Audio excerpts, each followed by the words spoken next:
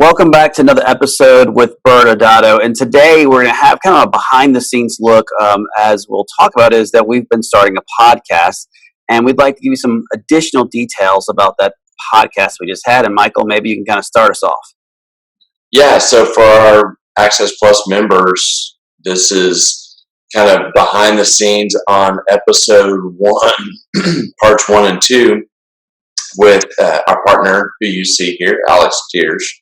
And we picked Alex specifically for the first episode for a number of reasons. One is he paid us. I would not be ashamed to say that. So just that's fine. Let it out. Yeah. Don't tell them what I paid you with. Right. Bitcoin. Yes.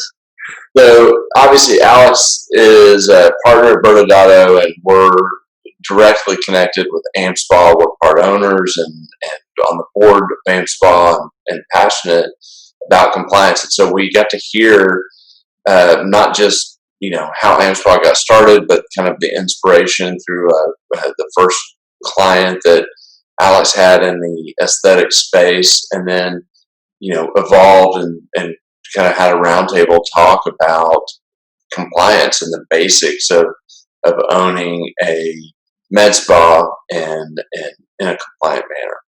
Yeah. And I'd like to add in, it was fun because Alex, for those who don't know, Alex is actually in Chicago. So even with social distancing, he was not going to fly down to do the podcast with us. So Michael and I were in a room with our mics and social distancing apart. And Alex came in via Zoom.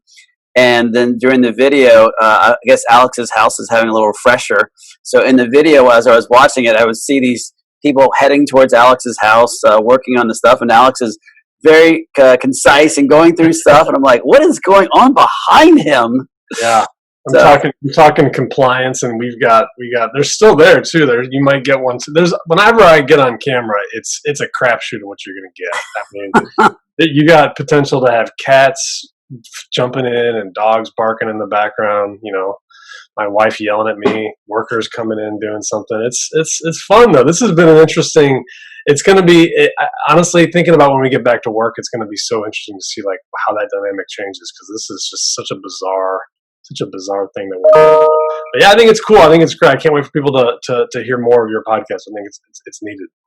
And I will say, getting used to doing a podcast is a new discipline from speaking, at a conference. And so I find that the only time I can get into a rhythm in a podcast is when I'm just looking at whoever I'm speaking with and engaging. And so that was another twist, is looking across the room into a computer screen to try to connect and have a conversation with you while you were remote. I was further away, so I did not pick up all the activity that Brad caught. It's a totally different dynamic that we're dealing with. I mean, you can still talk about stuff, obviously, and we have the same opinions and all that, but it is different. It is different. I do a lot of podcasts over the phone for our podcast, and it's not as, you're right. It's easier to be in person, and it's easier to have a cocktail, as Brad can attest to when we did ours. It really helps open things up and get the mood going in the right direction. Absolutely. I can definitely attest to that. I have not had one this morning, so this is going to be like a B effort for me. So. Oh, well. Well, I think that, for the audience, for the Access Plus members, obviously, please listen to the podcast, but maybe, Alex, you can give a piece of your takeaway that you had.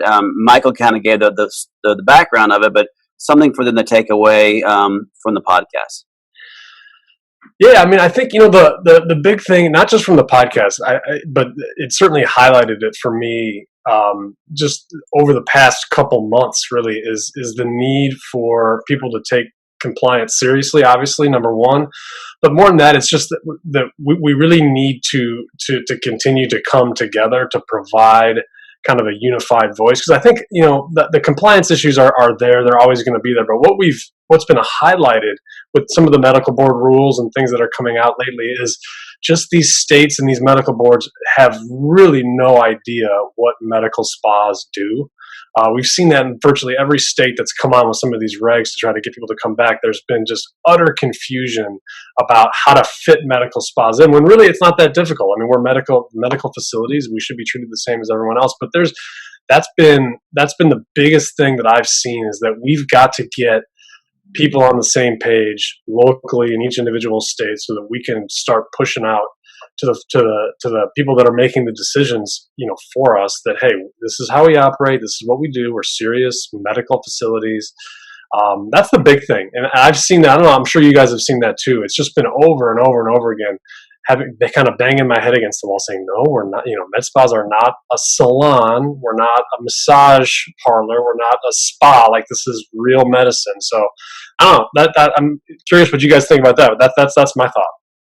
Yeah, I mean, I'll just say at the end of our episode, part 2, we talked about the AmSpa hashtag compliance is cool, with that same idea that you have to embrace compliance if you want to be successful with it. In fact, Alex was really a proponent of getting that tattooed on your forehead.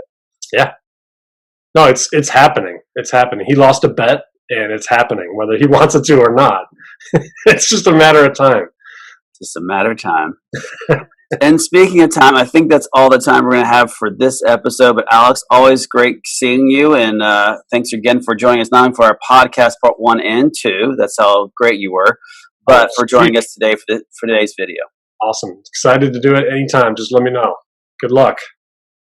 All right. Thank you again. Good talk, guys.